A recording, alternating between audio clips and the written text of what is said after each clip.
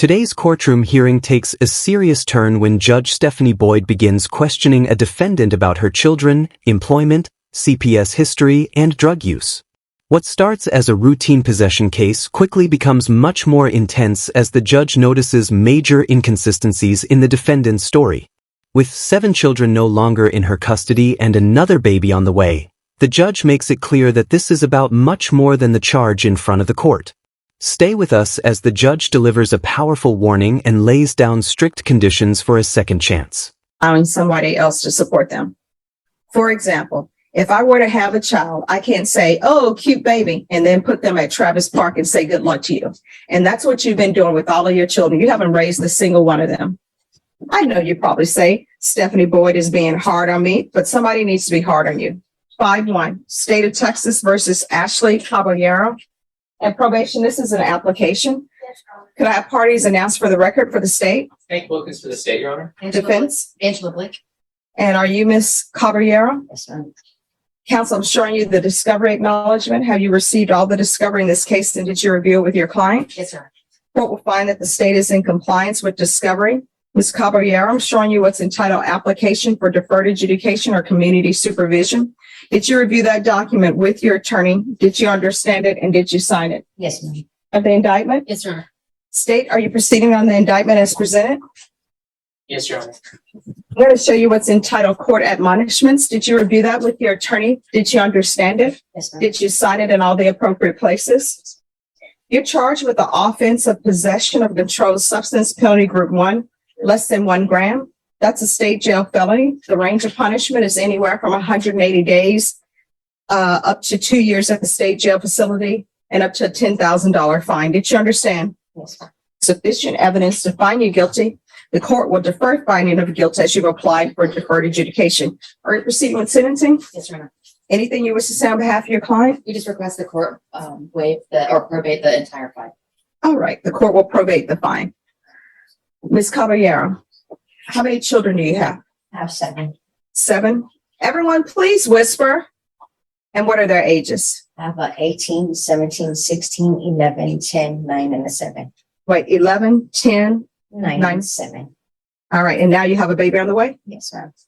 All right, you're 18, 17, 16, 11, 10, 9, and 7. Where are they? My 3 oldest are with their dad. My 10-year-old and my 9-year-old are adopted by my cousin. My 11-year-old and my 7-year-old are adopted by my brother. So because you're saying adopted, I'm assuming there was a CPS case? And what happened with the CPS case? I voluntarily signed over my rights. All right, what were they asking you to do that you did not do? I didn't comply with my house service. I needed 1 room to be completed and it wasn't completed on time.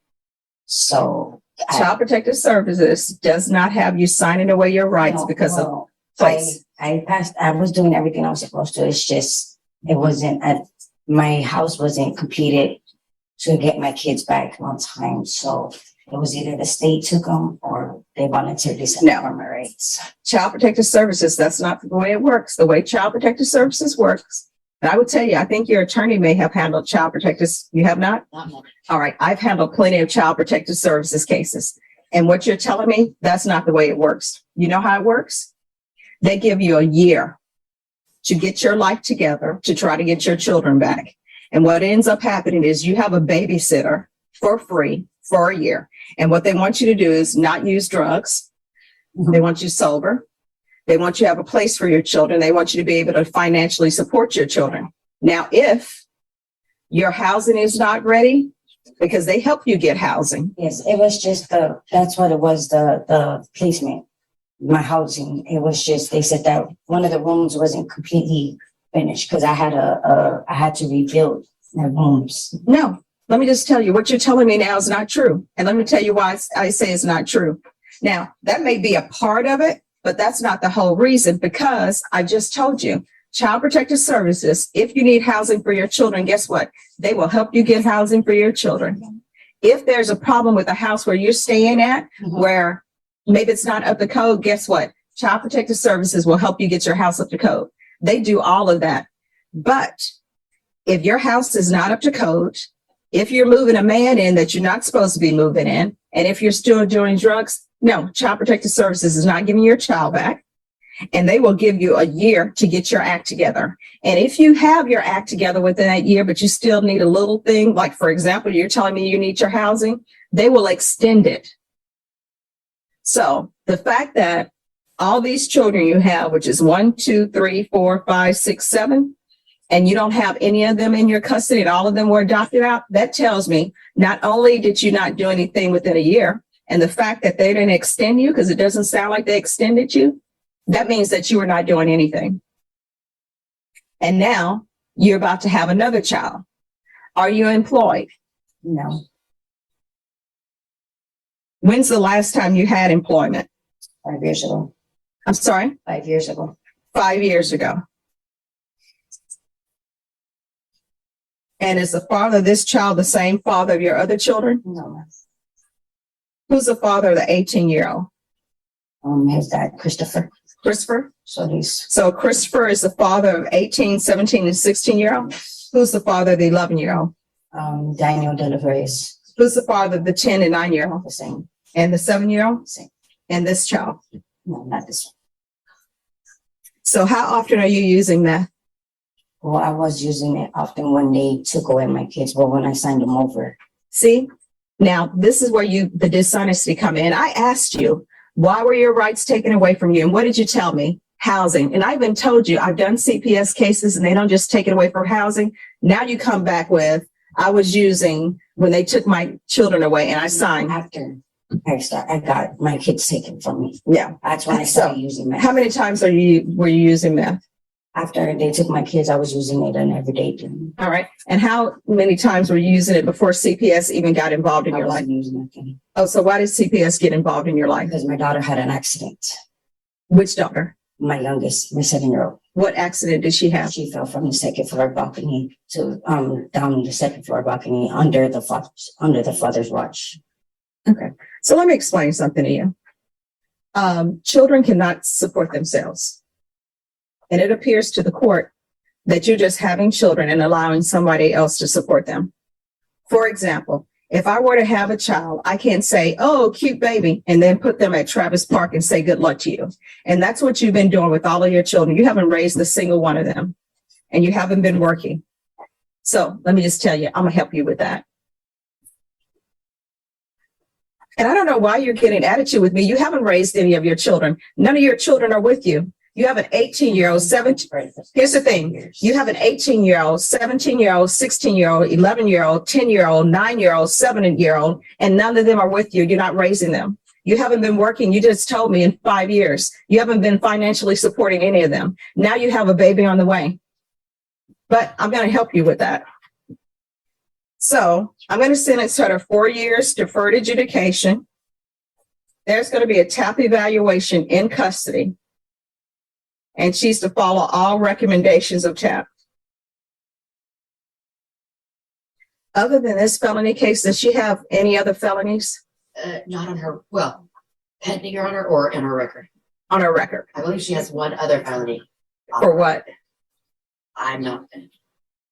Unauthorized use of a vehicle. Okay, I know it's a state jail felony, Your Honor. She says unauthorized use.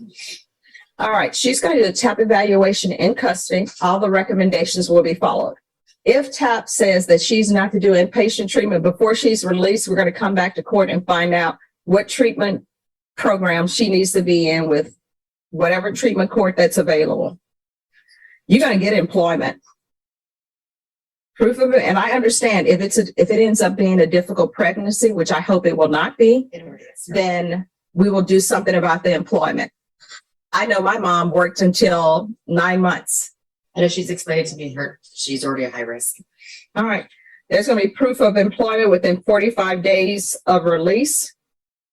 And if she can't work, then she'll need to find she need to have a doctor's excuse. There's to be no employment as a home health care provider or with minors.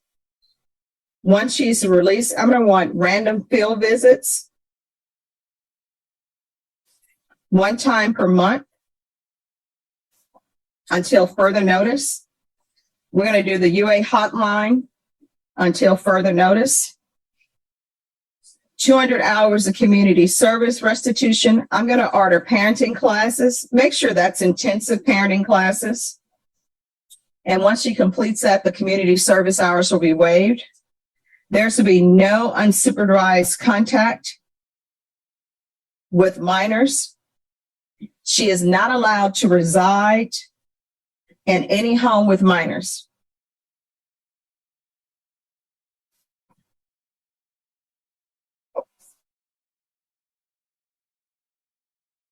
There's a $500 fine that will be probated.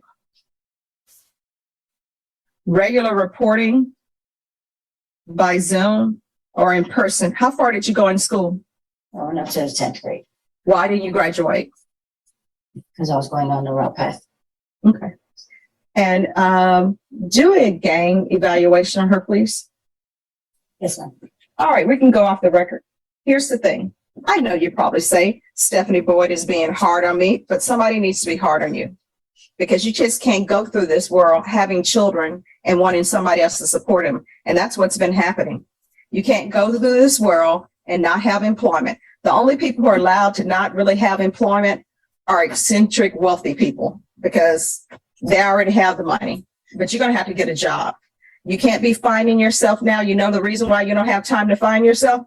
Because you have all these children and you continue to have more children. So it's going to have to stop. You understand? Yeah.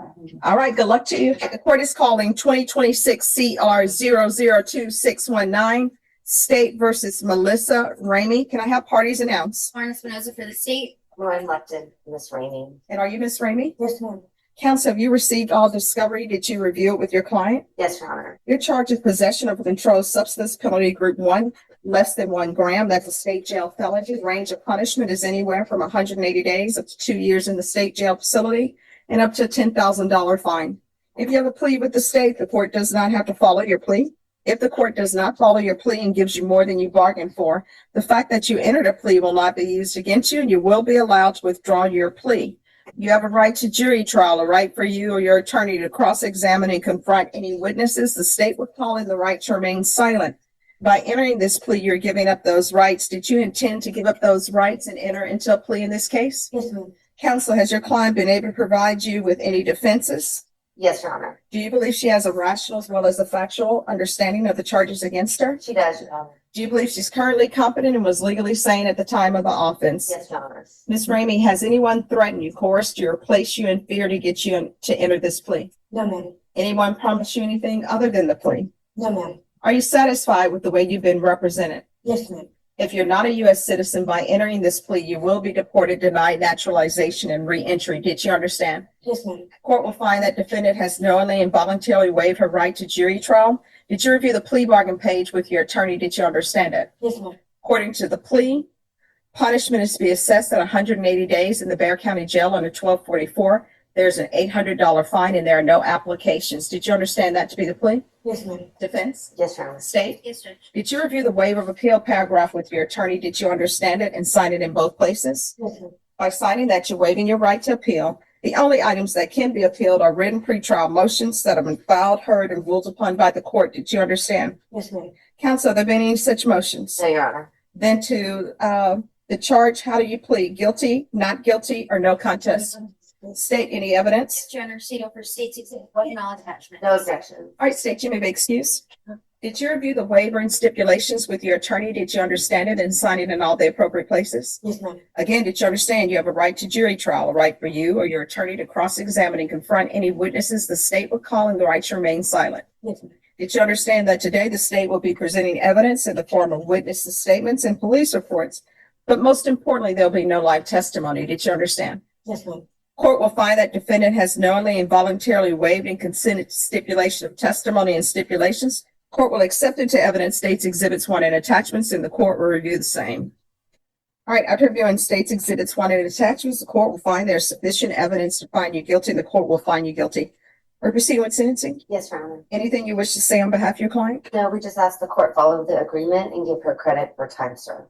All right. Who is Chad Millay to you? He's one of my friends. Okay.